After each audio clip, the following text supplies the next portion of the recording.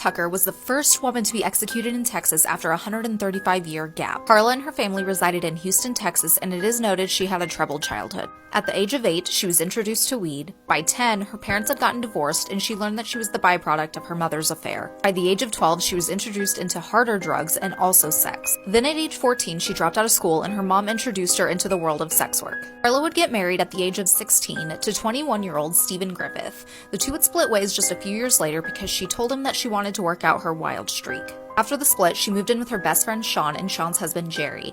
They then introduced her to a friend of theirs named Danny, who was 14 years her senior, so she was 21 and he was 35. Her and Danny actually hit it off really well, and she moved in with him, which was good for her at that point because the marriage between Sean and Jerry was said to be extremely rocky, and they were fighting all the time. Karla Faye Tucker's apparent last day began at 6 behind the walls of this unit of the Texas State Prison System.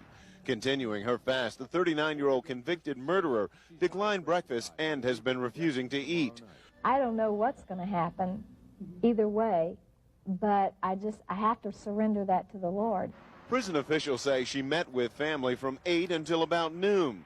They hope to make her final hours as calm as possible, but say this will not be an easy day for anyone.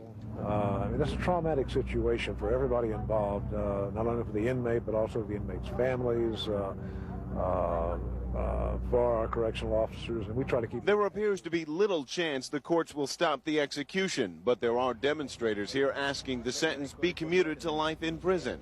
We hope that Governor Bush will decide to show mercy in this case. Tucker was convicted of killing Jerry Lynn Dean with a pickaxe and his own... Stay.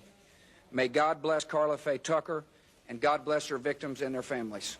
The governor okayed the execution after the U.S. Supreme Court rejected 2 last-minute appeals. It, along with Texas's state courts and parole board, denied her clemency. We feel like the system and the process has got to be changed. And that's no greater evidence than with Karla.